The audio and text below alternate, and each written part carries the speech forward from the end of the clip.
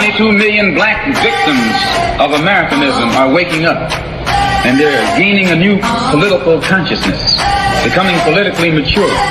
And as they develop this political maturity, they're able to see the recent trends in these political elections. Any minority that has a block of votes that stick together is in a strategic position. Either way you go, that's who gets it. You're in a position to determine who go to the White House and who stay in the doghouse.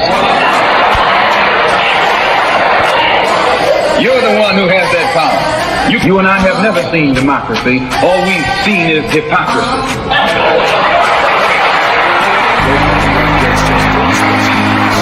When we open our eyes today and look around America, we see America not through the eyes of someone who has enjoyed the fruits of Americanism.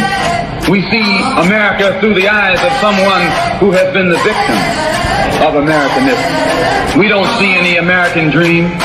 We've experienced only the American nightmare. We haven't benefited from America's democracy. We've only suffered from America's hypocrisy. And the generation that's coming up now can see it and are not afraid to say it. And are not afraid to say it. And are not afraid to say it. And are not afraid to say it. And are not afraid to say it. And are not afraid to say it. And are not afraid to say it. And are not afraid to say it. And are not afraid to say it.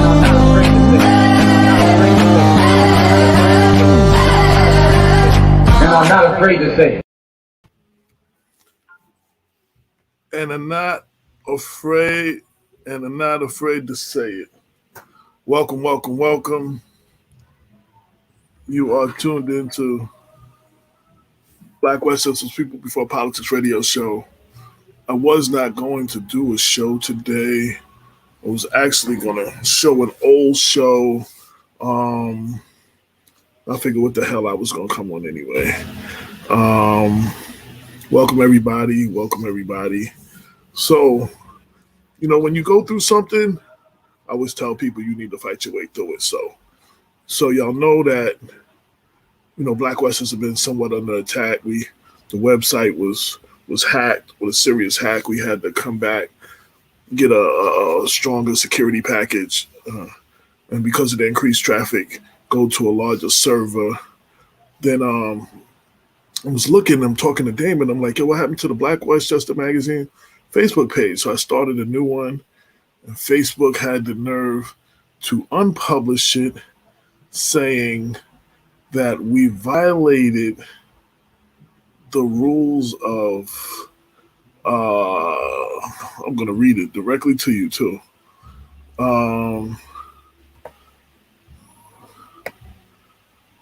They said we have violated some rules of the community, something. I don't know how that is, but we put an appeal. Let's see what happens with that. So I just figured, you know what?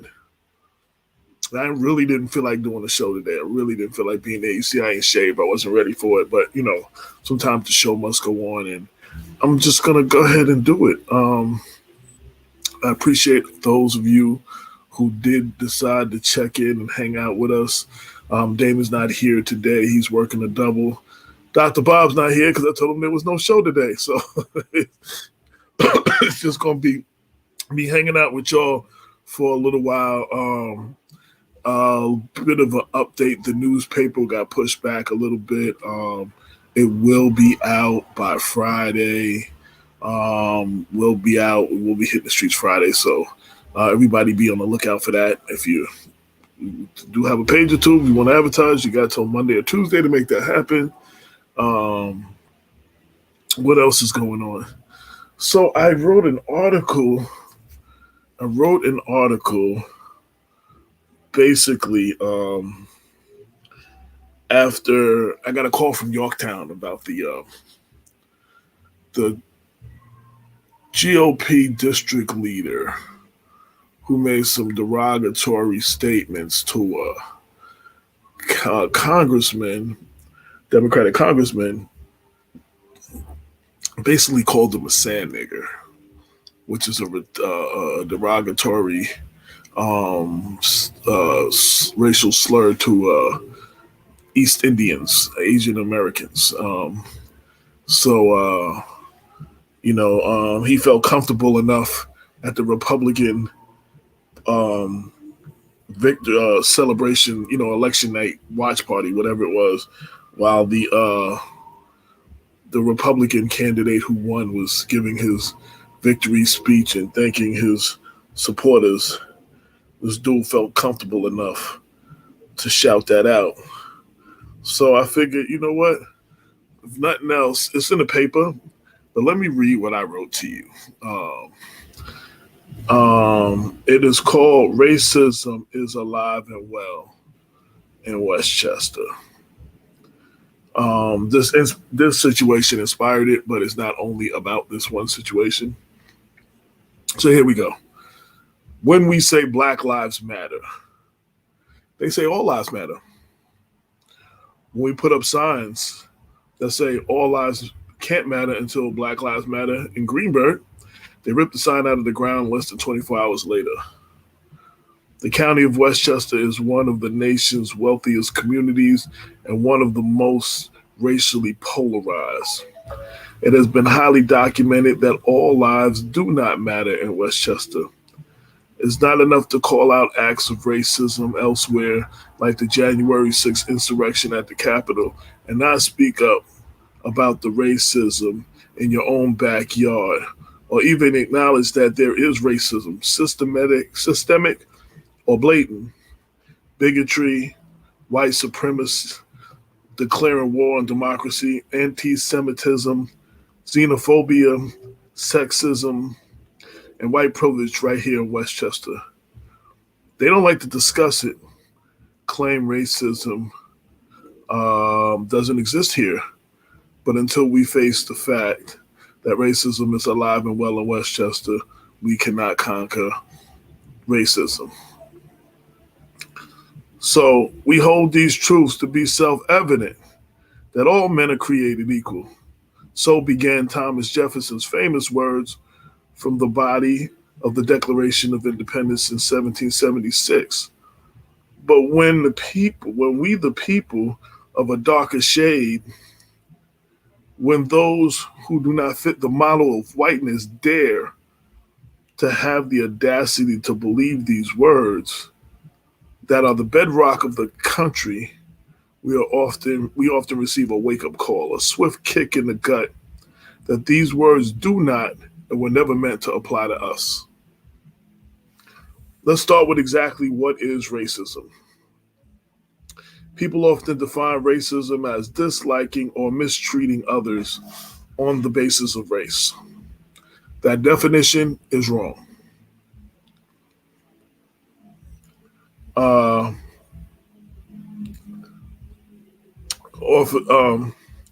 That definition is wrong, says Stephen O. Roberts, an assistant professor who directs the Social Concepts Lab in the psychology department at Stanford University. Racism is a system of advantage based on race. It's a heresy. It's a pandemic. Racism is so deeply embedded within U.S. minds and U.S. society that is virtually impossible to escape.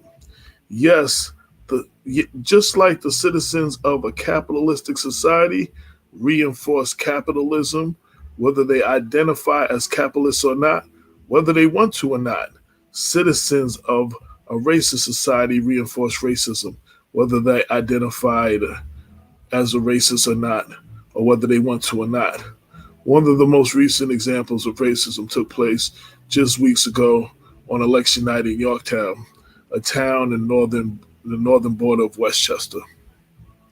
Yorktown GOP District Leader Tom, cannot pronounce his last name, but you'll see it in the paper, Pompossello, was caught on video at a Yorktown GOP celebration on election night saying, "That motherfucker, that fucking sand nigger," in reference to a Yorktown councilman who was defeated on election night.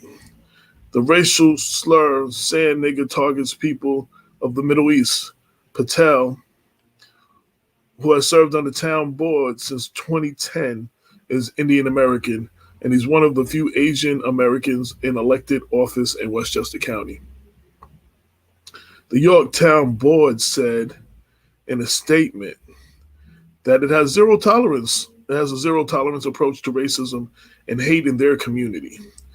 But the Westchester County Board of Legislators made a valid point in their joint statement that the problem is that he was able to make such a harmful statement in a room full of local Republicans with impunity from those who attended the event. The video was even posted on the Yorktown Republican Facebook page containing profanity and racist language. In fact, according to the Yorktown Board statement, the video was posted until someone from the Yorktown News alerted them that this particular individual could be heard in the background saying profanity and racial slurs against the councilman during the Republican candidates for town board giving speeches thanking their supporters.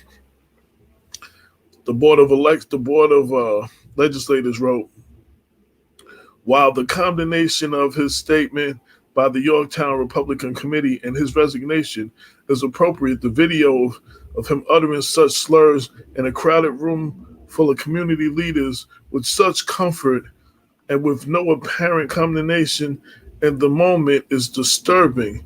It's not enough to tolerate silently racism in our midst, nor to act against it only when it becomes a public relation problem, nor merely to apologize for uttering aloud what was in their hearts after the destructive work of one of one's words is done.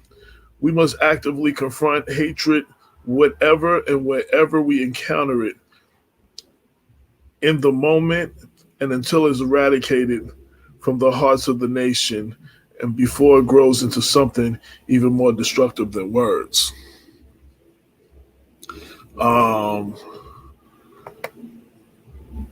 Sandy Barnaby, the Anti-Racism Alliance of Westchester, said it's more important for Westchester County to focus on the undoing racism than the focus of a bigoted white person.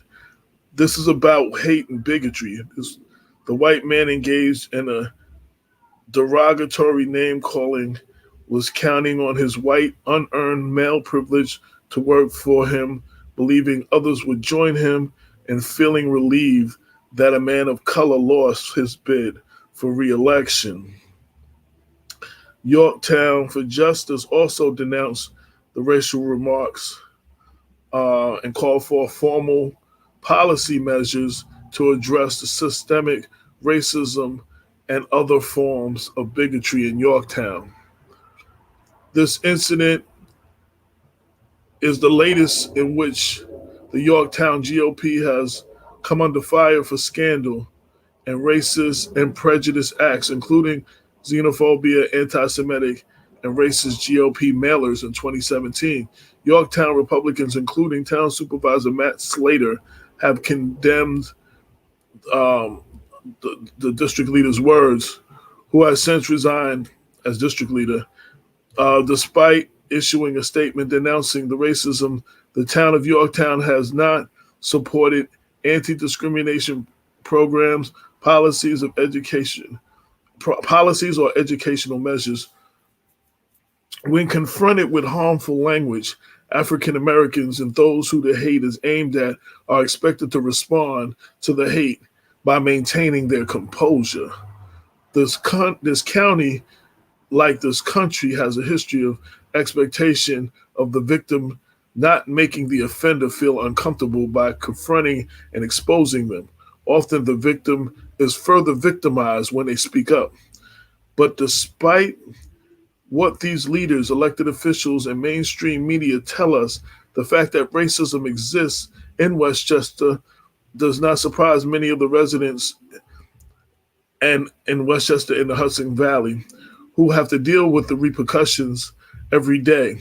But without active and ongoing efforts to understand and dismantle racism, it continues to ambush people and flagrantly terrorize all of us while putting the American dream further from our collective grasp. Now, many criticize Black Westchester for recording that racism does in fact exist. Um, they accuse us of creating a racist narrative. But let me tell you, we're not the only ones recording this. Publications like the New York Times, the New York Daily News, the New York Post, CBS New York, NBC New York, Eyewitness News, Israel Nation News, HuffPost News, and local media outlets like LoHUD, News 12 Westchester, the Yonkers Times, the Patch, the Pelham Examiner, the Village Free Press, Black Westchester, and others highly publicized racism in Westchester. Yet there are those in power that want you to think that it does not exist. Don't take my word for it. Let me share a few headlines from just the last 2 years. And yes, you are free to Google them for yourself. Ursuline, an all-girl Catholic school, expels student for racist slurs against Asians and African Americans, appeared in LoHUD, New York, NBC New York, and the New York Daily News, November 2021. A destroyed Green Lives Matter sign becomes a reminder of racist violence, LoHUD, November 2021. Swastikas found on a popular playground in Osnan, Israel Nation News, August 2021. Many are asking, do Black Lives Matter in Greenberg after Black Lives Matter sign is illegally ripped out of the ground? Black Westchester, May 2021. Rose to Inequality, how white supremacy was built in the New York pathways, LoHUD, April 2021. Messages of hate found on stickers around Westchester County, Eyewitness News 7, January 2021. Niggas' lives don't matter, written on the streets in front of an Austin High School in the town supervisor's house, Black Westchester, October 2020. Dobbs Ferry investigates inflammatory T-shirts left for families of color, LoHUD, New York, NBC New York, and the New York Post, September 2020. How Trump is using Westchester to stir up suburban fears, the New York Times, September 2020. Blue noose painted on the streets outside Black family's home in Westchester County, NBC New York, August 2020. Love thy neighbor and mean it. Newcastle condemns anti-Semitism and racism in Chappaqua, LoHUD, August 2020. The Iona Prep for Iona Prep students speak on racism and discrimination they face in school, Black Westchester, June 2020. Phelps Hospital, Northwell, and Tarrytown's staff remembers lives lost to racism and discrimination, News 12, June 2020. A racist rant in Monticello DPW supervisor is under scrutiny after officially caught on video calling an employee the N-word, News 12, 2020. Now, I say that, I'm going to stop there. I say that to say, yo, it's not Black Westchester that's creating a racist narrative that there's racism in Westchester. As you can see from the brief example that I gave you, this is highly publicized by very highly respected news organizations in New York State. And there's several more. That was just the last 2 years. So I then go and say, Black Westchester has covered many stories about local law enforcement posting racist comments or sharing racist emails. Greenberg cop who posted racist Facebook comments during the Baltimore unrest, May 2015. Pelham Manor racist email scandal spreads to Eastchester, February 2015. Mainstream media about white Westchester officers' racial Facebook comments about Black Lives Matter, August 2016. Westchester County Correction Officer suspended for racist Facebook posts, September 2016. Westchester Coalition of Police Reform called for individual immediate suspension of white Mount Vernon cop for racist Facebook posts of Black Lives Matter, September 2016. Further proof that systemic racism that does exist in Westchester law enforcement. During all the police community relation forums that we attended um, uh, that we attended in Mount Vernon, New Rochelle, Yonkers, White Plains, Greenberg, to Peekskill. Every police chief and commissioner that we spoke to maintained that there is no racism in their departments. But we've covered that once or twice as well. Is there racial bias in how whites and blacks are arrested by the Mount Vernon Police Department, August 2015? The effect of race and the impact on society is undeniable. Systemic and unjust practice make the bulk of American history. And so it should be no surprise that it exists in Westchester. From Asian immigration quotas to harmful rhetoric against the Latino community, and the disproportionate murders of Black Americans by law enforcement, it is important to acknowledge the fact that racism is alive and well in Westchester today. And while they act like it does not exist, it's obviously all lives do not matter in Westchester. That's going to be in the paper. It's coming out Friday. I just wanted to read that and share that. I'll probably edit just that portion and share the video on Facebook as well. Shout out to Cliff. Thank you for having the courage to report that. I mean,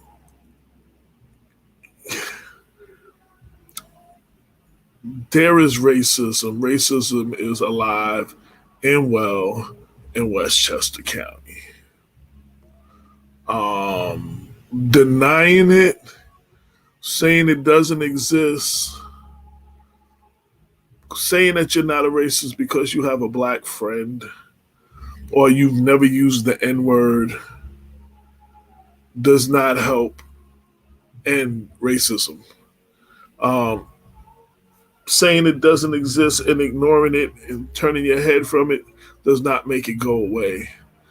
And while many people will be upset that I'm sitting here talking about this, we need to be talking about this. We need to have these difficult conversations. We need to be discussing this more and more. People need to be talking about it. It needs to be brought to the forefront. And as you see from what I read, it's not just Black Westchester talking about it. It's not Black Westchester creating this racist narrative because we're Black Westchester. I mean, you got the Times and the Post and the Daily News, ABC, CBS, NBC, LoHud, News 12, and several other publications talking about it too, documenting racism in Westchester. There was a student was just expelled from an all-Catholic girls' school for racial comments or whatever. I mean, there's a couple of these things just happened this month. So we have to deal with it. We have to confront it. We have to expose it. I don't know how many people are tuned on, especially since I said I wasn't going to be on today. So anybody that's on, please share this. Please share that part so others can see it. If you're on YouTube, please hit the subscribe button and like and leave your feedback. We want to hear from all of you, the good, the bad, the ugly. I want to hear from all of y'all. Y'all don't agree with what I said. I want to hear from y'all too. Word. Anybody here have any comments? The few people that are on, please leave your comments and I will read them and put them up on the screen. Thank you for tuning in. I'm not going to talk a lot today unless y'all come with some questions and some feedback. Again, I really wasn't up to doing a show today. I told Dr. Bob we wasn't doing a show. He's got a lot of research, so he continued doing that. Damon's doing a double shift. So I knew neither one of them was going to be there. Catherine Hahn, thank you for these conversations. 4 types of racism. And she puts a link for y'all to check out on 4 types of racism. Thank you for sharing that, Catherine Hahn. Anybody else have any comments as far as racism? Do you feel that there is racism in Westchester? Have you experienced racism in Westchester? I want to hear from some of y'all on how you feel about it. And shout out to Michelle Brown from Greenberg. She asked me earlier, was I going to talk about this on the show? And I told her we weren't doing the show. And I just sat there, and at the last minute, I decided to come on, let the show go on, and hopefully people will check it out and appreciate it. And before I move forward, does anybody want to have anything else to say about racism, about experienced racism, about whether or not you think there is racism in Westchester? Please leave a comment right now. What I want to do, I'm gonna. I interviewed Congressman Jamal Bowman. I don't know how many of y'all saw it. It was right after he voted no on the infrastructure bill. A lot of people were confused why he could do that. And I interviewed him for half an hour the other day, about 4 or 5 days ago, since last week's show, in the middle of the week. And I don't know who saw it and who didn't. So I'm going to take this moment and share that interview with you now. Okay. Started from the beginning.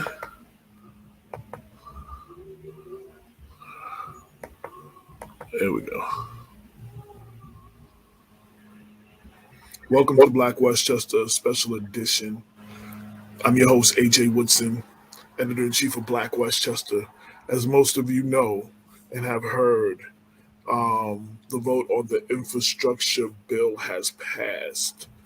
But there was a couple of Democrats, mostly known as the Squad, and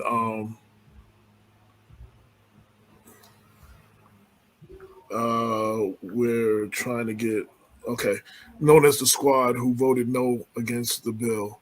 And that included our local Congressman, Jamal Bowman. It's caught a lot of heat about his vote no. Articles ran today in Low HUD, ran in the New York Post. Local media outlets like Yonkers Voice posted something. Legislator Catherine Parker commented about his unwillingness to accept compromise. Greenberg Town Supervisor Paul Finer says if he got his way, we would have ended up with nothing. Legislator Tyree Woodson Samuels has been outspoken and asked what kind of message does this send to regular hardworking families. And even, but it wasn't all negative. There were some support. New Rochelle progressive activist Jamal Gill said he's in support of the congressman 100%. We were waiting for the congressman. He has just got on, waiting for him to get to a screen. And I wanted to give him an opportunity to address why he voted no. Ask him, the tough questions and have him, it's one thing to read about all of this stuff. It's one thing to hear about it on national media, but it's also great when you have the elected official address the local audience's constituents, and that's what we intend to do today. So I welcome Congressman Jamal Bowman to the special edition of Black Westchester. Welcome to the show, sir. Hello, sir. Good afternoon. How are you? I'm good. You have no idea. First, quick disclosure. Me and you are cool. This is my friend. This is my buddy. But right now, dealing with this right now, he's not my friend. He's my congressman. And I'm going to give him the tough questions like I would give anybody else. But just so everybody know, that's my boy. But, my phone blew up in the last day or two. Last couple of days about you voting no to this infrastructure bill. A lot of people couldn't understand why you couldn't just vote for the hard infrastructure that included the roads, the bridges, the tunnels, the broadband, electric vehicle stations, et cetera, et cetera. Like, wouldn't that just be a victory? And while we do need the other stuff and we have not been getting this stuff, why would you vote against this historical bill, this package, and just come back and fight for the other part, I know I watched Bill Maher on Friday night on HBO, his show. He was saying, why did y'all lump everything together? Why didn't y'all break it into packages, smaller pieces, and just knock all of them off? And you could have had a lot of little wins, you know what I'm saying? And it would have looked good for the party. So Yeah. I seen that on the national level, and I wanted to give you a chance to speak to it on the local level. Yeah, no, I appreciate that. So first of all, I support this bill. It is not a perfect bill. There are many things it is missing, but I support it. Here's the thing. We have been negotiating for 5 months, negotiating to move 2 bills together at the same time. The hard infrastructure bill and what some call the human infrastructure bill, or the Build Back Better Act. We have been negotiating for months to get these bills passed together. The president was on board. The speaker was on board. The CPC was on board. I was on board. At the 11th hour on Thursday now, I think it was Friday, excuse me. At the 11th hour, all of a sudden, a handful of my colleagues decided they didn't want to support the human infrastructure bill, saying that they need something called a CBO score, which is an analysis to see if the bill is fully paid for. Now, understand, the House already did one analysis. The White House already did another analysis. Why we needed a third analysis, I don't know, especially considering that the hard infrastructure bill is not paid for at all. It's actually going to add to the deficit, whereas the human infrastructure bill is not going to add to the deficit. Actually, it may be a revenue raiser for the federal government. So I didn't think it was the right thing to do for them to pivot so late in the game, especially when both bills were ready to be voted on Friday. Both bills were ready to be voted on Friday. Why didn't we vote on both bills? So the party decided to, you know what, we're going to move forward with the hard infrastructure bill. I couldn't support that. And here's another reason why. The human infrastructure bill, it came out of the Senate at $3.5 trillion. We worked it in the House at $3.5 trillion. All of a sudden, we hear from some of my colleagues, 3.5 is too much. We got to cut back the bill. What happens? Paid leave is taken out. What happens? Free community college is taken out. What happens? Instead of 10 years of universal child care, we get 6 years. Instead of 10 years for a large investment in public housing at $450 billion, we got to do $150 billion. So they already weren't negotiating in good faith and chopping the bill up. And our negotiating position for months has been, we got to move them together because we don't want to give them the opportunity to chop it down even more. And then one last point. I try to know my history, and I remember the New Deal. Now, the New Deal continues to be celebrated throughout American politics and American history, and rightly so. It gave us Social Security. It was a response to World War II and the Great Depression. It created millions of jobs and built the middle class. But guess what? It built the white middle class while redlining Black and brown communities. And it did not invest in care workers, domestic workers, and home care workers, which are disproportionately women and women of color. The human infrastructure bill that we're working on right now focuses on the equity issue. Children, women, women of color, people of color, historically redlined communities, while the hard infrastructure bill has provisions in it where the jobs 90% of the jobs go to white men. So this time around in history, we cannot leave the most vulnerable among us behind. And that's why we were trying to move both bills together. And guess what? If they weren't ready to vote on the human infrastructure bill on Friday, then we could have waited on and voted on both bills, when the CBO score came back. It's not a all or nothing hard deadline, winners and losers situation. If a bill ain't ready on a Friday, we vote Saturday. If it ain't ready on a Friday, we vote on a Monday or Tuesday. We vote when it's ready. The plan was to move both bills. They reneged, and that's why I voted no on the bill. So let me. I was just listening on Audible to Obama's book, President Obama's book, And one thing he was recalling is when he was negotiating what they call Obamacare, which is the Affordable Care Act. And I forgot who the speaker was. I forget his name. But he kept saying, I can't vote for this. So President Obama took that out. He's like, I can't vote for this. And President Obama took this out. He said, I can't vote for this. And President Obama took this out.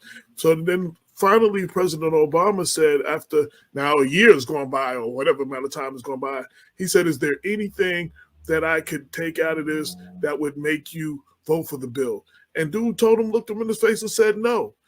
With that said, a lot of people feel the Republicans are never going to move in good faith. And you're risking not getting the other part done. And like, say, Mount Vernon voters who some of this money would go into much needed repairs for city sewers and drainage, especially after the damage we've seen of the flash floods caused by Hurricane Ida. You know what I'm saying? There's people looking at like, okay, so you're not going to pass that, and we need this badly, and that's where they're coming from when they. So let me make a couple of points. Once again, I want to reiterate the point. I support the bill. The bills were supposed to move together. They didn't move together because my moderate colleagues reneged. That's the only reason why I didn't vote for the bill on that day. If they would have moved together, I would have voted yes. If they would have moved together on a different day, I would have voted yes. So that's number one. Number two, this is not just Republicans. This is all Democrats. Some are moderate and conservative. Some are progressive like me. This is all Democrats. And this is a process called reconciliation, which means we can pass the bill without Republican support. That is what we're able, we could do that. Actually, let me correct myself. That's for the Build Back Better Act, not for the Hard Infrastructure Act. Here's the point I want to make, though.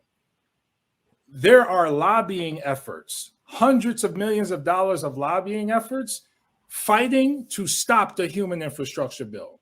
They don't want it. You know why? You know why they don't want it? Because we're trying to lower prescription drug costs. You spoke about Obamacare. We're trying to expand Obamacare so it covers at least 5 million more people. We're trying to add dental, optical, and hearing to the human infrastructure bill. So there are lobbyists. We're trying to hold fossil fuel companies accountable and do more with climate change. There are fossil fuel lobbyists. There are pharmaceutical lobbyists and other lobbyists trying to kill a human infrastructure bill. That's why that was a negotiating piece. We know they want the hard infrastructure bill. We know that. But before we could pass that, we wanted to pass the human infrastructure bill so that we can make sure, once again, we don't leave women, children, seniors, immigrants, and climate behind. So it's not an all or nothing thing. And that's another thing that I think we need to really reflect on. Oftentimes we have this idea, well, you take what you could get because if you don't get that, you will get nothing. Why does that have to be the way we think about it? And why does that have to be the way government works? The reason why we were negotiating moving both bills at the same time is because we knew they wanted the hard infrastructure bill. And we were saying in order to pass that, you got to do the human infrastructure bill too, so they don't keep chopping it down and they don't ultimately kill it. So I have no confidence that the human infrastructure bill would have got passed. And if it didn't get passed and it was still together, then what if the infrastructure doesn't go through either? Well, this is what I'm saying, right? So the plan for the party was to pass both bills together on Friday. That was the plan up until Friday. I thought you were talking about breaking this up over a month ago. It was no. So there are two bills, right? Mm-hmm. Two bills. Both bills have a lot in it, right? There's multiple bills within both bills, but there's two major bills. We were moving to pass both bills together on Friday. At the 11th hour, some of my colleagues said they didn't want to pass it. They didn't want to vote on a human infrastructure bill because they wanted an analysis to see if it was paid for, even though we did a House analysis and a White House analysis. So I don't understand why there was no reason for that. And if they weren't ready to vote on one, we shouldn't have voted for the other. Now, those colleagues wrote a statement saying that they pretty much promised to vote for the human infrastructure bill the week of November 15th, whether the CBO score is something they like or not. I'm paraphrasing here, but that's pretty much what they are saying. So now the country's on them. All eyes are on them. The spotlight's on them. They need to get this human infrastructure bill passed. Obviously, I'm going to vote for it. And then let's see if we can move forward. So we'll see how they respond. Let me also say this. Progressives in the House and in the Senate, we are trying to pass multiple bills that would have already been done if we were moving properly for the American people. Voting rights, common sense gun reform, women's reproductive rights, immigration reform. Progressive have passed these bills in the House, and we're pushing to pass them in the Senate, but our moderate and more conservative colleagues continue to hold these things up because they're trying to several local area colleges. This quo that usually leaves our most vulnerable behind, which are people of color, immigrants, women, and our seniors and children.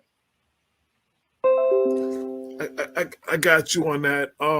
I think, a lot of people on the lower level, a lot of people at the bottom don't understand that. They just want to know why you can't get it done. Why people can't. Let me give you an example. I was having a conversation recently. We saw about Democrats and Republicans. If a Republican would have done what Manchin did, they would have threatened to run somebody against him. They would have, they would have made all kinds of movements to either get him in line or get rid of him. Especially when, and if, at the very least, Manchin was West Virginia. West Virginia can use most of the stuff that's in this bill that they're not, the human part can use it more than anybody else. The Republicans would have ran commercials in his district. This is what your dude is not doing, is not allowing it to happen until his people got, I don't see that kind of movement on the Democratic side that, for better or for worse, I mean, some of the stuff the Republicans are fighting for, I can't agree with or nothing, but I'm just talking about the way they do things. We don't see that kind of energy with the Democrats. It's like we're not playing the same game almost. We're not. Republicans are vicious and sinister, and they lie, and they are not fit to govern, at least when it comes to Congress, because many of them have subscribed themselves to Trumpism, and that is not about governing or democracy. That's about power and fascism. But here's to your point about Manchin, and he's on the Senate side, so I just want to make that clarification. He's on the Senate side. So leadership in the House communicated to us that they were negotiating a human infrastructure bill with Manchin in mind throughout the process. Then all of a sudden, on a Monday, Manchin does a press conference and pretty much says, I'm not supporting the $1.75 trillion human infrastructure bill. And I'm calling all over leadership, like, what's going on? Wait a minute, what happened? Where'd that come from? And I wasn't the only one shocked like that. It was multiple people shocked like that. So the thing about this is there's a few things. One, progressives, moderates, and conservatives see the world slightly different, right? I know and I believe, and research shows, when you invest in people, you're going to yield positive results on the back end, like people at the grassroots level, people most vulnerable. You provide universal childcare. You provide universal pre-K. You invest in public education. You invest in healthcare. You invest in workforce development. By the way, all is in the human bill, not in the hard infrastructure bill. Okay? Lowering prescription drugs, human bill, not the hard infrastructure bill. But when you invest in those things, people find and discover something called self-determination. They become inspired to make transformative change in their community, start their own businesses, do great things. Right? That is what we need to invest in now more than ever, especially as we respond to COVID. The status quo, which has been in place since the beginning of America, continues to benefit small groups over the majority. And while there were lobbyists for the hard infrastructure bill, The single mom in Mount Vernon with 2 kids don't have lobbyists. The child with special needs who needs additional pre-K services does not have a lobbyist. The victims, the mothers who have lost children to gun violence in Mount Vernon, the 47th Precinct, Yonkers, they don't have lobbyists. So it's my job and others like me to make sure we are fighting for resources to deal with those issues specifically. And if we don't push the Democratic Party to do that, they will not do that. The only reason why we were in a negotiating position in the first place is because of the Congressional Progressive Caucus and many members of the Congressional Black Caucus and the Congressional Hispanic Caucus. Why? Because we have and the Asian Caucus. Why? Because we have shared experiences under the umbrella of white supremacy and European settler colonialism. And we got to push back against that, and how we vote changes the narrative, and it holds people accountable to what they say they're going to do. Okay, now you say you want to pass the human infrastructure bill on the week of July, on November 15th. Let's make it happen. All eyes are on you. So Michelle Brown from Greenberg said, while you were talking, that creates self-sufficient people and empowerment, which creates fear in others. There is a system in place that has been in place for years. There's a system to maintain inequality. There's a system to maintain inequality. It works as it was designed to work. And those people. I worked in education for 20 years. And I'm sorry to jump in because, I'm very passionate about these things. I worked in education for 20 years. There's something called a school to prison pipeline, where kids as young as 3 and 4 years old are disproportionately evaluated for special education and disproportionately kicked out of school and suspended, even in pre-K, especially Black girls. You know what stops that?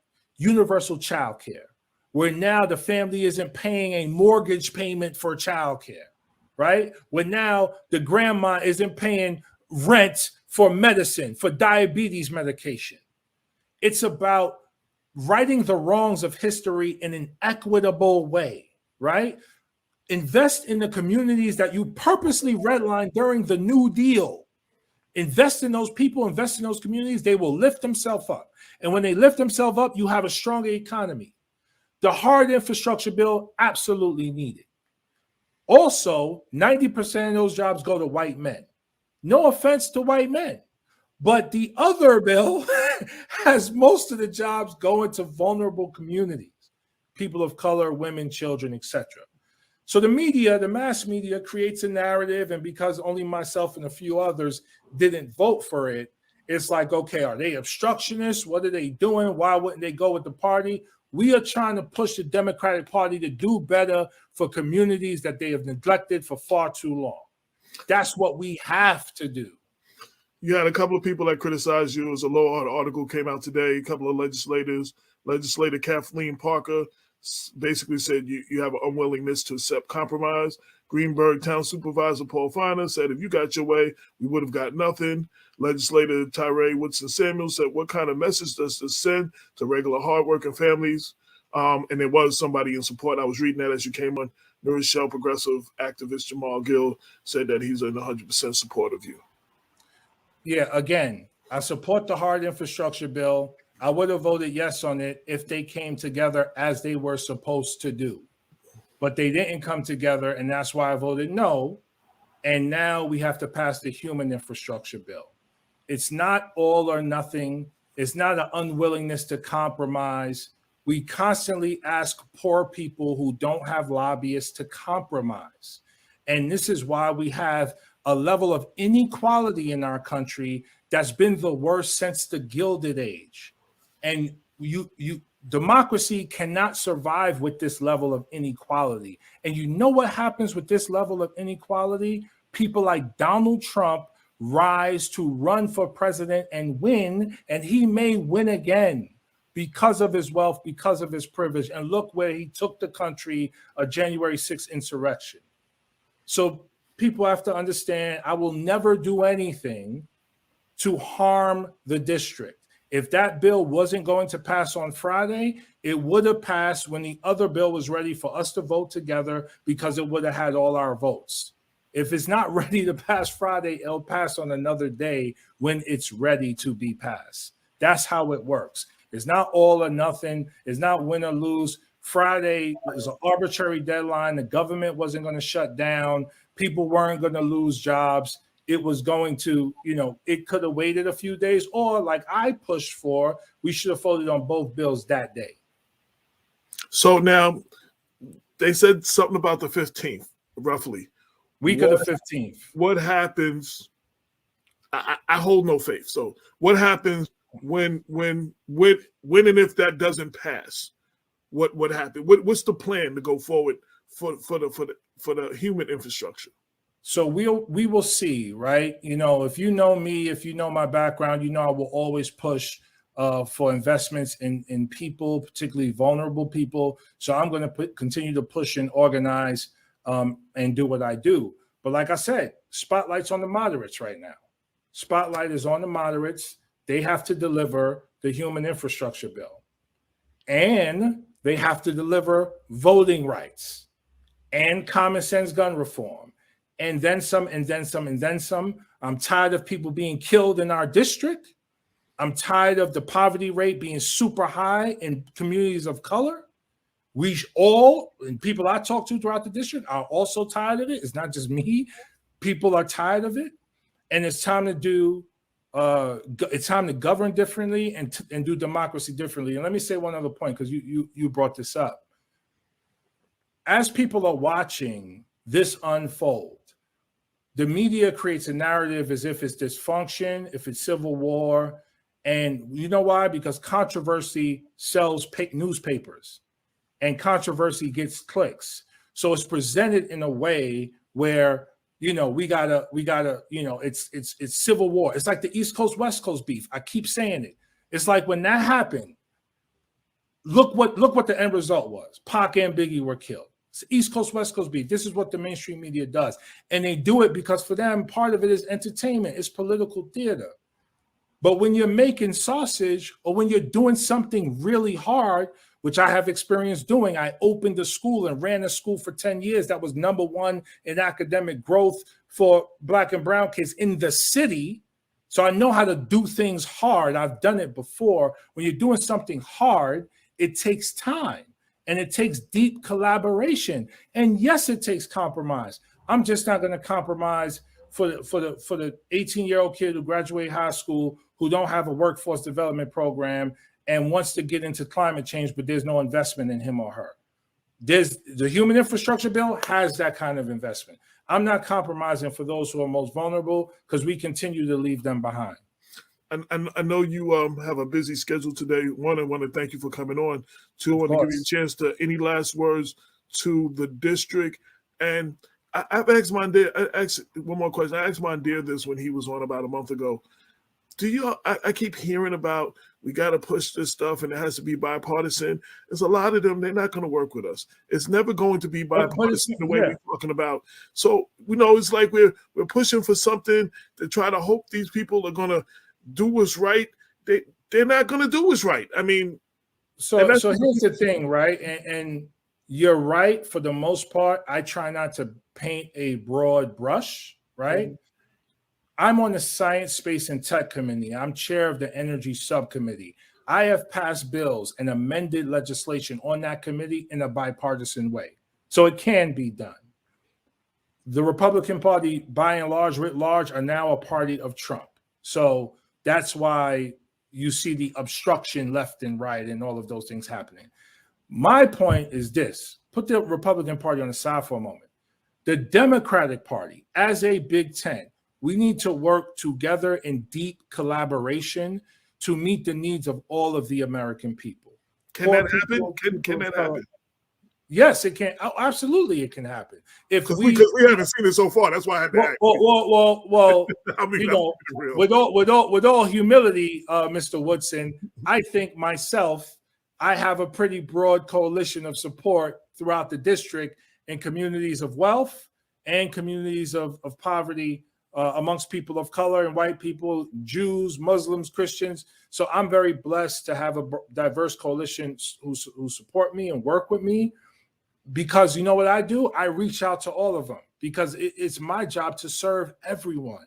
And that's what I'm going to do. We're going to work together. We're going to get it figured out, but we got to do it on a national level. And it can't be about, moderates versus progressives or conservatives versus progressives. It's not about credit. It's not about ego. We got needs in our district. We got to work together to meet those needs. That's the bottom line. And like I said, with this bill, the bill passed and the resources are going to come.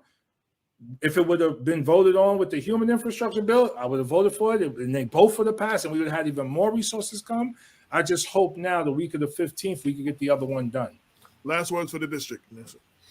No, just peace and love to everyone. Just know that there's no way I would ever do anything to harm the district.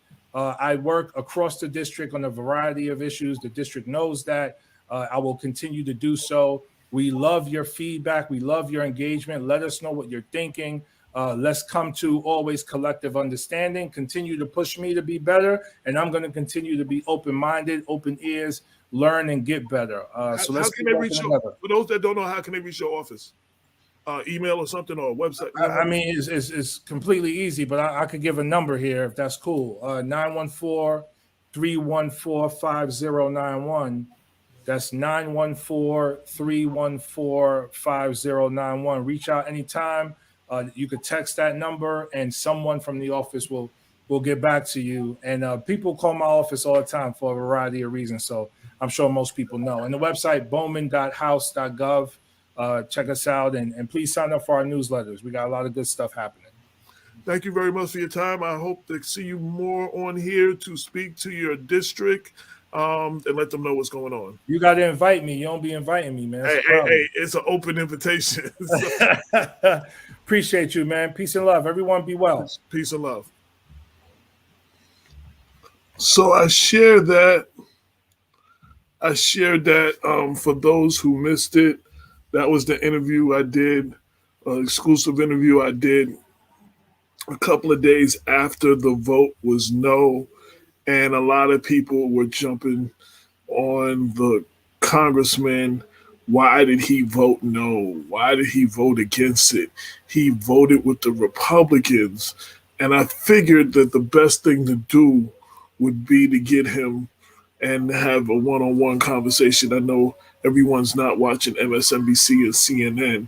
And sometimes you need our elected officials, federal elected officials, need to come down and speak, to the local audience, the local constituents that voted them in. So hopefully, whether you're for him or not, hopefully that answers some questions. Again, I had no intention of doing the show today. As y'all see, I'm a little rough, as y'all see compared to that clip from the other day. Hey man, Ken Bright said thank you. Sandy Barnaby said thank you. Andrea and Adrian Van Loo said thank you. Again, I wanted to show that for people that missed it. Hopefully that answers some questions. Now I've unfortunately only had 30 minutes. I had at least three more questions to ask the congressman that I never got to. I've had one or two people challenge that whole 90% of the jobs went to white men thing. And if I want to definitely send him an email and see if I can get a quote specifically on that, because I got calls for that this week. They want to know where he got his numbers from. Catherine Hahn said, thank you. He explained that very well, very clear, refreshing. So yeah, I'm going to, we had Mondier on last month. We're going to try to have them on more, our congressmen on more, so they can speak directly to you. And as you see, Michelle and a few others asked questions and he addressed them right away. So gives y'all an opportunity to ask your congressman a question and get an answer right away. So we will be doing more of that. As I said, for people that missed in the beginning, It's been a rough last month or two. We've been under attack again. The website got a bad hack. Somebody hacked the website. We had to get a more secure security package, and because of the rising numbers, we had to get a bigger server. So we did that. Then we started a new Facebook page for Black Westchester Magazine because we couldn't figure out what happened to the last one. And I got a message saying that we violated community standards or something. And I'm like, only thing I did was put up some black news. It said, we've removed your page, group, or event for being similar to one that we previously removed for violating our community standards. Right? And when I went to click on it and appeal it, the community standards was sexual content, nudity, a few other things, and nothing that Black Westchester does fits in any of that category. So I have to wonder, is there a problem with a black media community free press sharing the black news from the black point of view, that they feel threatened and had to shut us down when, as I just read that piece on racism, the Yorktown Republican Party had a video with a district leader calling a councilman, Indian American councilman, a sand nigger. And that was posted on their Facebook page. But the Yorktown Republican page didn't get shut down. We've done various stories on law enforcement from Eastchester to Bronxville to Eastchester, Mount Vernon, New Rochelle, and several others, officers who have put racial comments up and their accounts didn't get removed. And there have been other groups that have put a lot of racially charged stuff up and they did not remove those. But Black Westchester, I had like 10 things on there. The Bowman interview, so y'all could see it. The interview we did with the Revival X, the spotlight we did on the sneaker restoration people. The post about will the town of Greenburgh adopt the Black Lives Matter resolution. Remembering Heavy D on the anniversary of his death. I mean, I had nothing on there. Y'all know Black Westchester, that follow Black Westchester. There was nothing racially charged or offensive. And Facebook saw fit to remove and unpublish our page. I have a problem with that, and I'm going to keep speaking on that. And that just happened in the last couple of days. And the reason Damon and I couldn't find our other page, we had like 4,000 followers on it. They unpublished that. And we didn't even get a notice. The only reason I know is because it says it was similar to another page that they had to unpublish. And then when you appeal, you get a thing back saying that because of COVID and they don't have everybody monitor it, you might not get a response to your appeal. What kind of shit is that? I'm sorry. What Sandy say? Just the name Black Westchester triggered them. We should all be protesting this explosion in censorship. I mean, I can't look at it as any other way. Now, if I was saying something like kill a group of people, or I was attacking a group of people, inciting riots or something, I could understand. But yo, why is it that when Black people, I did a series of interviews in the 90s, Khalid Muhammad before he passed, Dr. Ben.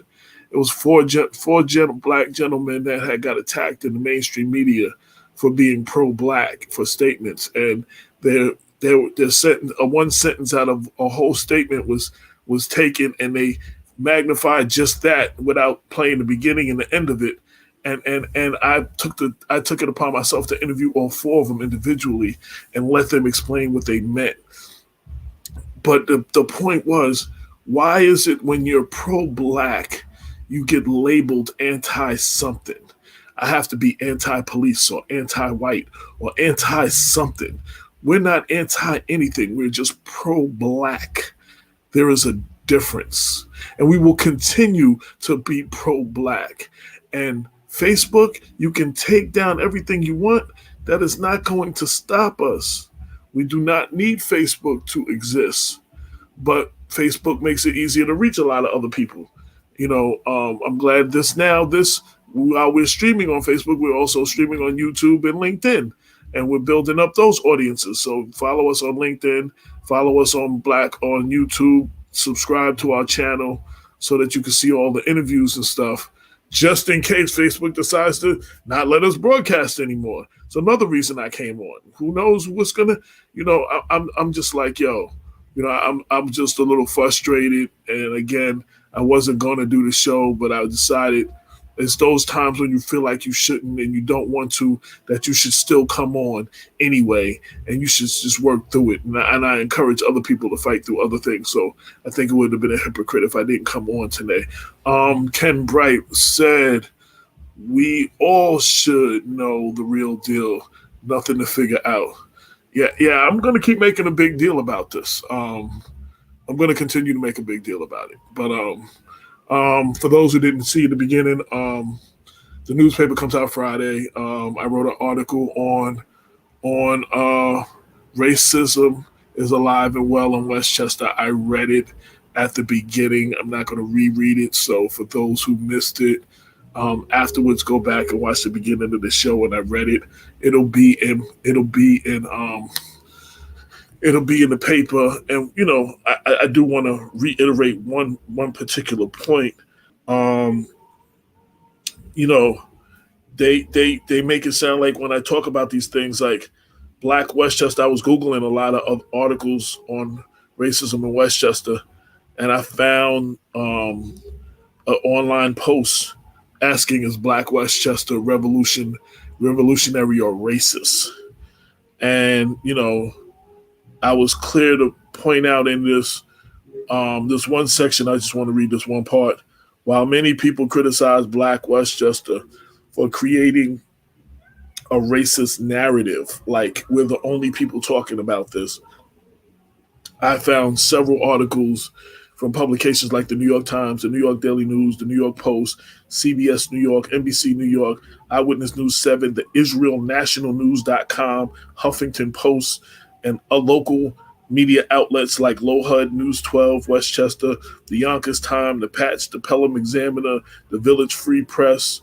The racism in Black and Westchester is highly publicized, even though they don't want. And then I gave examples of some of the headlines from just the last 2 years. I mean, I didn't have to go back 10 years. Just the last 2 years, here are some of the headlines, and I'll do just that part. Ursuline, an all-girl Catholic school, expels student for racist slurs against Asians and African American.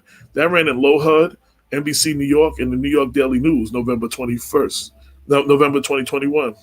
A destroyed Black Lives Matter sign becomes a reminder of racist violence. That ran in LoHUD, November 21. Swastikas found on popular playground in Ossining. That ran on Israel National News.com, August 2021. Many are asking, do Black Lives Matter in Greenberg after sign illegally ripped out of the ground? That was Black Westchester in May.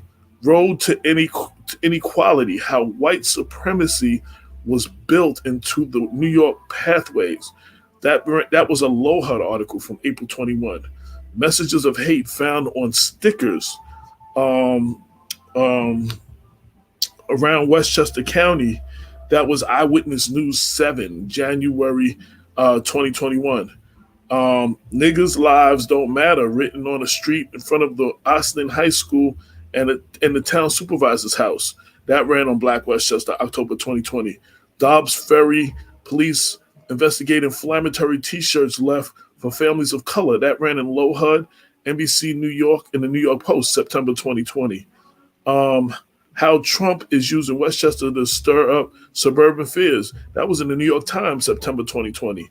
Blue noose painted on street outside Black family's home in Westchester County. That was NBC News in August 2020. Love thy neighbor and mean it. Newcastle condemns anti-Semitism and racism in Chappaqua. That ran in Lowhud, August 2020. The Iona Prep 4 Iona students speak up on racism and discrimination they faced in school. That was Black Westchester. And a racist rant by Monticello DPW supervisor Raymond Jones is under scrutiny after official is caught on video calling an employee the N-word. That was on News 12. That just goes to show you it's not just Black Westchester that says that there's racism in Westchester. And despite what our leaders want us to believe or not, racism is alive and well in Westchester. That's the name of my editorials towards the end of the issue. That'll be out Friday. Everybody make sure you check that out. I will put it online afterwards. Wow, I want to thank everybody for tuning in. Thank you, Adrian. She said, Black and powerful. Thank you very much. Michelle, what did she say? The erasure of white people's barbaric behavior is always being removed from history, like the January 6th barbaric behavior that resulted in death. That is how it's always been. They want to keep the propaganda awake amongst our people. I agree. And Cliff wrote, pro-Black is racist to white supremacy and pet Negroes. A couple of shows you heard me talk about the plans for redistricting, and we broke down what the new plans were, and they're having a couple of places where you can go and you can give your testimony on why they should not redraw the lines the way they want. And Dr. Bob and I attended the one this past Monday at Pace University in White Plains. And if you allow me, I am going to play Dr. Bob's testimony. I would have him talk about it, but I told him earlier we weren't doing a show, so he's doing research now, so I'm not going to disturb him. But I wanted to play his testimony from the redistricting hearing, the hearing on redistricting.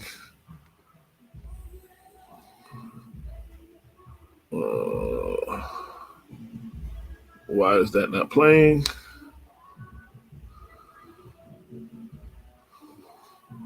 The volume is on. Oh, hold on. Let me remove that. I think I got it from my phone and it had to play from my phone. Let's try that again. Let's see if that works. I'm still not hearing anything. Okay, let me try to reload that. Let me try to reload that while we're talking. Anybody else, any comments on anything that I said?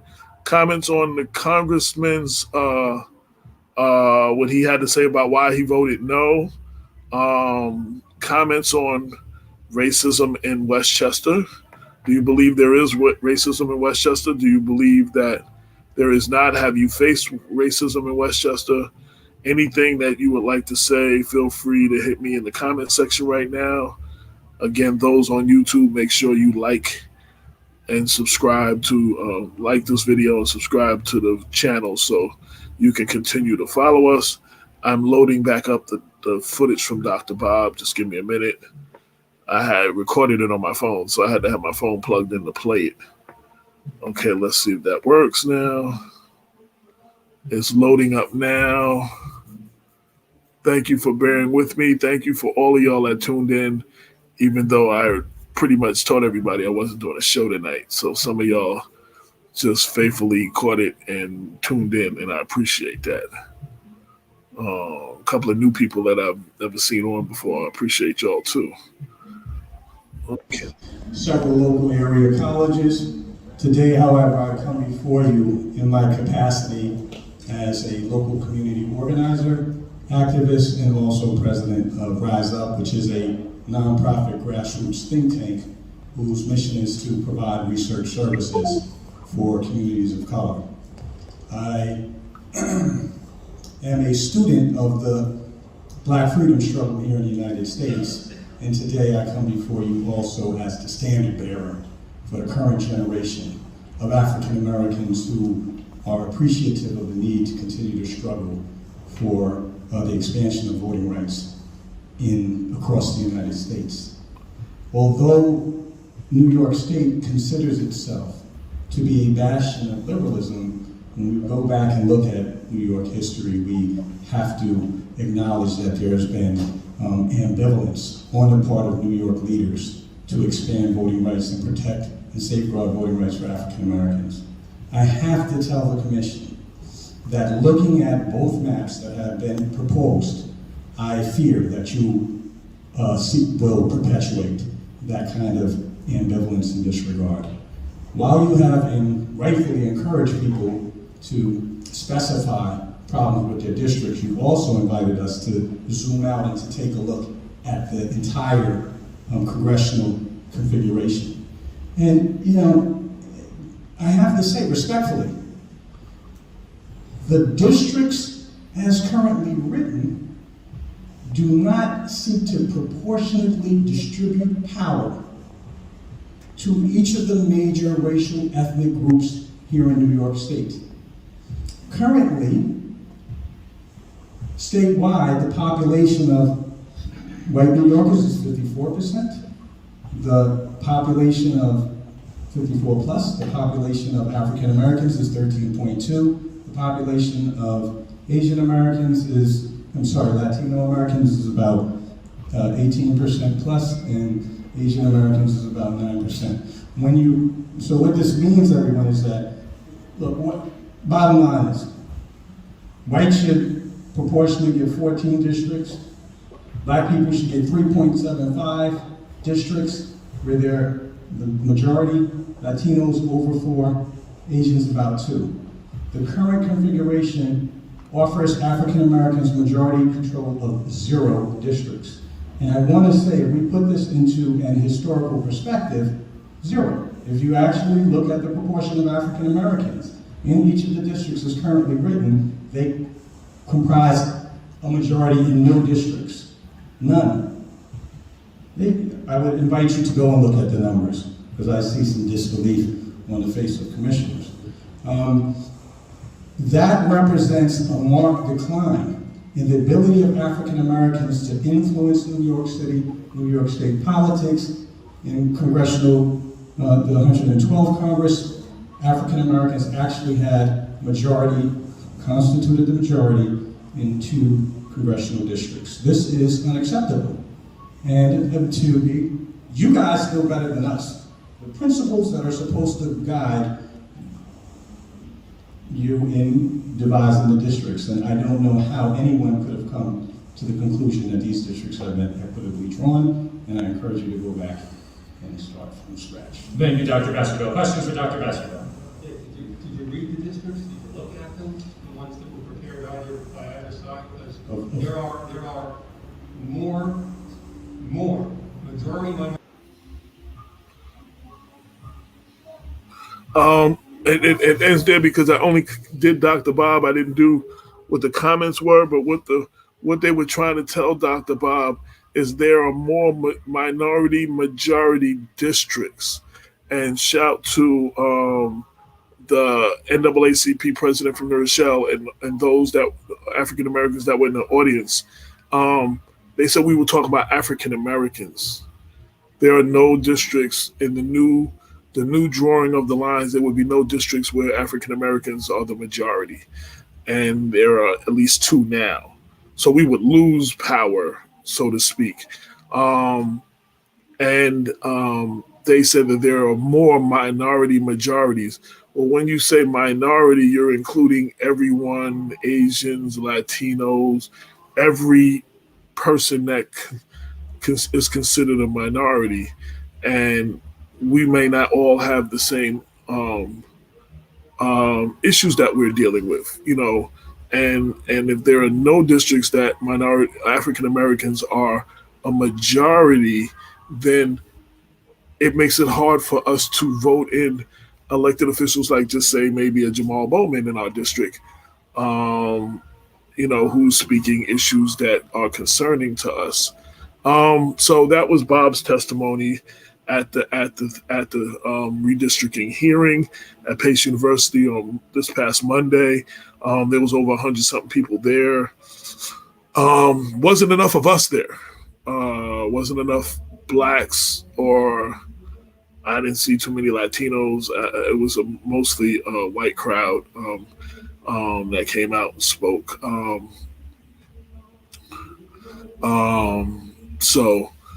Sandy said, what does Sandy say?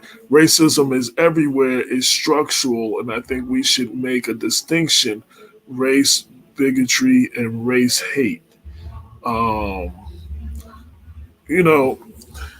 Again, I wrote the article that I wrote because we need to address that there is racism in Westchester. And like I said, and I will continue to say this, I've interviewed and have spoken with several of the commissioners in Westchester, several of the police chiefs in Westchester, and every one of them told me that racism is not a problem in their departments.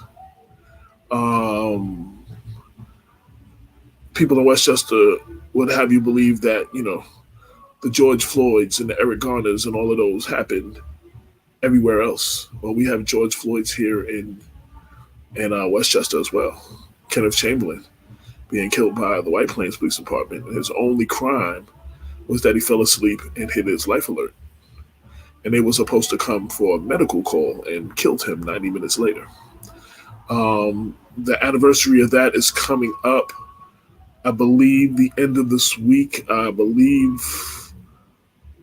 the 19th or 7th. I have to find out what day. I have to find out. I'll put it up. Check Black Westchester social media. But there will be a visual celebrating the life of Kenneth Chamberlain in White Plains this week, the 10-year anniversary. We all need to go out and stand with Brother Kenneth and support. There are other George Floyds in Westchester. Christopher Ridley, Mount Vernon police officer, was off duty in White Plains and saw someone being mugged or something. And while he was sitting in the car waiting for his girlfriend or something to come out of shopping, waiting for whoever, and he ran up and intervened. And when the Westchester County Police showed up, they shot him. No one has gone to jail for that, but they put a statue up there for him. No one has gone to jail for Kenneth Chamberlain. There are others. Jonathan Maldonado, killed by the Greenberg Police Department. Kamal Flowers, killed by the New Rochelle Police Department. DJ Danroy Henry, killed. There are so many others. They've been killed. We have those incidences here. And we have, I did an article, I think back in 2014, 2015.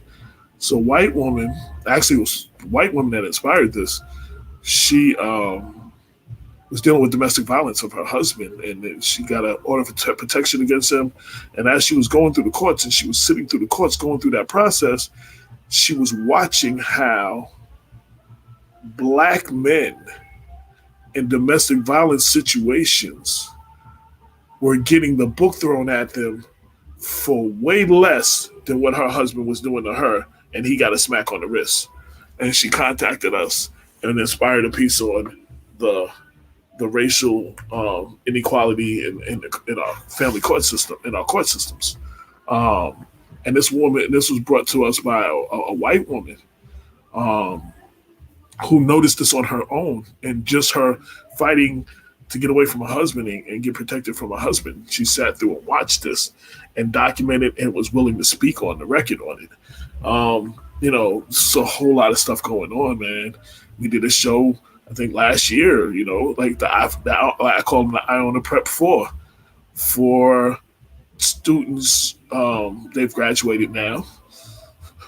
They're all going to colleges, different colleges and stuff. And they wanted to speak up for those that are still there and for those who might go to Iona Prep about the racism that they had to face. And they were speaking very boldly about it. This is all over, and we have to address it. Black people need to support. Yes, Adrian, Black people do need to support each other. I always say, we have to do, for Black lives to matter, Black lives have to matter to Black people first. And killing each other in the streets and does not articulate Black lives mattering to us. And if Black lives don't matter to us, how can we get them to matter to anybody else? So yes, we need to stop fighting each other for the sake of fighting and start fighting for something. So I agree 100%, Adrian. Cliff from Greenberg said, Greenberg Police Department gave a police brutality protect. That's how much they think. I'm not sure what you're saying, Cliff. Gave a police brutality protect. I do know. I'm glad. I don't know what you're talking about though, but I do want to bring up. So I wrote something also on the Facebook page that Facebook decided to take down. I posted it directly to Facebook. Michelle Brown, activist, advocate, and Janice King Griffin, the president of the White Plains Greenberg NAACP, came up with a resolution for Black Lives Matter, and they sent it in, proposed it to the town supervisor Paul Finer and the town board, and as of yet, as far as I know, it has not been adopted or addressed, but I think it might be on the agenda on the next town board meeting. If any of y'all in Greenberg can fill me in on if it's on the agenda, and so people can know about that, and we can speak on that as well. But yo, man, it's just crazy. Those that are on, what else is on your mind? What else? I got about a half an hour.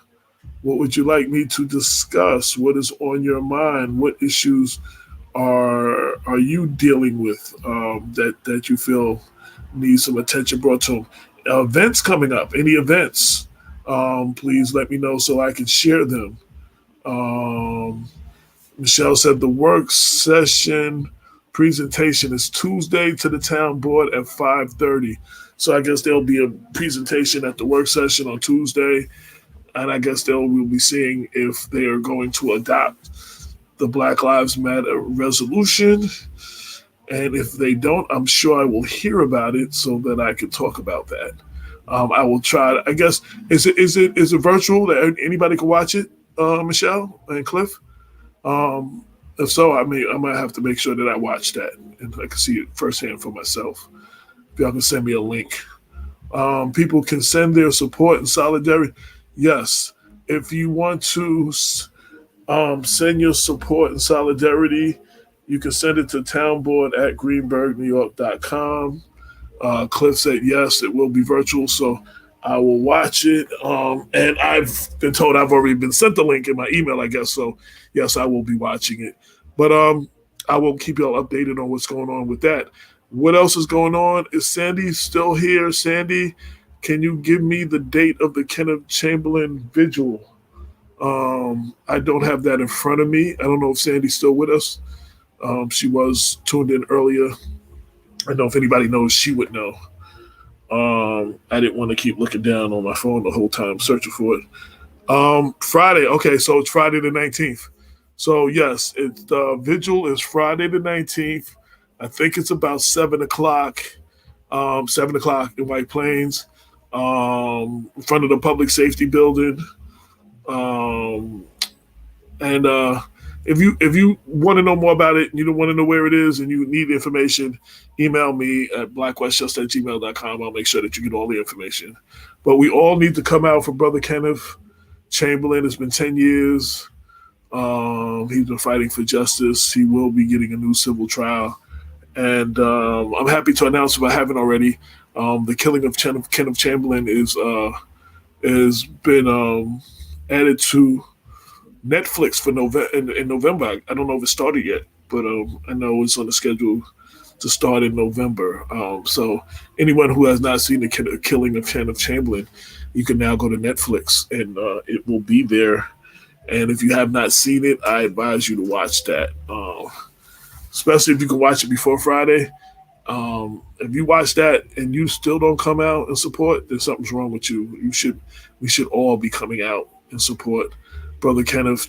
And I just want to say, anytime anyone calls him about anything, he is there. So we need to come out and support him in large numbers. All organizations fighting for criminal justice reform and all that, they all need to come out and support our brother, because he would be there for us. So that's Friday, November 19th at 7 p.m. in White Plains. Again, if you need further information about it, email me at blackwestchester@gmail.com. Is there anything else anybody else wants to speak on that I have not spoke on going on this week? Upcoming events, forums, any of that kind of stuff that we need to know about, please hit me in the comment section and I will definitely mention it. Again, I want to thank everybody for tuning in, especially last minute. I did say that I was going to just do a replay of the interview with Jamal Bowman. I wasn't going to do a live show today. Like I said, a little frustrated, just going over the website being hacked and Facebook being taken down for violating community standards, whatever that is, and all the other things going on. So I decided that I was going to come on anyway. And, the show must go on. So those who tuned in anyway, I greatly appreciate it. Michelle Brown has a birthday coming up. Happy birthday. Happy birthday, Michelle. Everybody say happy birthday to Michelle. Her birthday is coming up. I'm racking my brain to remember what day. I'm embarrassed that I don't remember what day. I know it's coming up. Oh, it's around the 27th.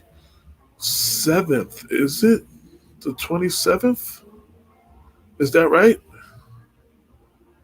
I know it's around Thanksgiving, and sometimes Thanksgiving falls on your birthday. It's around Thanksgiving. Yep, the 27th. See, there you go. The old man's brain is still working a little bit. Yes, so Michelle has her birthday coming up on the 27th. So everybody say happy birthday to her. I hope everybody's going to have a happy holiday. If you're going to be with family, I am going to go to my sister's house as I always do. I'm leaving Saturday. Be out there for about a week. Spend some time, be the first Thanksgiving since my dad passed. So, we'll be together, which is always a blessing to be able to do that. What else is going on? So, in Mount Vernon, they had a renaming of a street or a couple for Greater Centennials called Greater Centennial Plaza. I should be having something on that. If you go to the Greater Centennial AME Zion Church Facebook page, you'll see some live footage on it. I think they streamed live. So that just happened yesterday around 11 a.m. I was working on that piece on racism and I couldn't get away. So even though it was around the corner, I never did get over there. I saw the Congressman Jamal Bowman was there. George Latimer was there, and several other people. Leaders and elected officials were there for the renaming. Congratulations to Greater Centennial. They're on their 125th anniversary of the church. So congratulations to them. That is my church. Pastor Poe is the pastor. He's involved in the community, working to help keep the hospital open and working on some other stuff, and is the co-chaplain for the police department and city hall. So he's involved. Like to see a lot more of our Black pastors involved and definitely outspoken. We definitely need more of that. Anything else coming up that anybody else wants me to speak about in these last few minutes? Well, I might just cut off a few minutes early and call it quits and just thank y'all for coming through. Unless there is something specific y'all want to address or speak on, we can definitely do that. Definitely do that. Yes, yes, yes. I don't see nothing going on in the comment section, so I think we're going to call it quits in a few, cut off a few minutes early. Also in the paper, I read it on the air last week or the week before. My open letter to Mount Vernon. That's in the paper. One of the first pages of the paper. I wanted to make sure I shared that. So for the people that didn't hear me say it, didn't read it on social media, I wanted to share that. So that's in the paper as well. The cover of the paper is Colin Powell celebrating his life. We need a FHS council members in Greenberg to support the resolution. Yes, if I will be watching to see if they adopt it or how they handle that and see what's going on. A couple of weeks ago, maybe about a month ago, I had a forum. We had the two African American council members in Greenberg, and we had Janice King, the head of the NAACP, and we had Lena Anderson, the former president and a longtime advocate. We had Cliff Earl Abrams, who's tuned in, who's on the Black Lives Matter committee, and we had Michelle Brown, who's an advocate. And basically, there was a lot of talk about working together to deal with this stuff, and I want to give a shout out to Janice King Griffith. She said that she would be willing to work, and she did listen and hear some of the concerns that were there, and she worked with Michelle, and they did this resolution, and they composed it, and they submitted it to the town board. So let's see where it goes from there. So. I will be following that as well. I will be keeping close eyes on that. I am running out of things to talk about. Again, I wasn't doing a show today, but I decided to at the last minute. I decided to just go ahead and do it. I thank y'all for tuning in. See, was there any other videos I wanted to share? Nope, that was just it. Jamal Bowman interview and Dr. Bob talking at the redistricting. We all, I'll leave y'all with this, man. We all need to be more engaged. We need to be more engaged.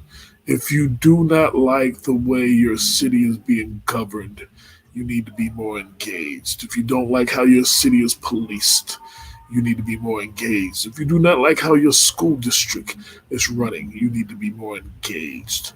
This is a participatory sport. This is not an elected official and then hope they fix everything. This is you have a role to play as the residents as well. And we need to all be more engaged.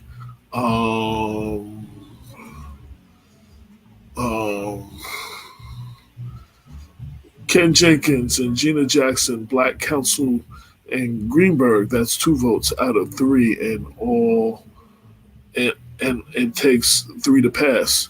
Well, let's see if I know the town supervisor Paul Finer.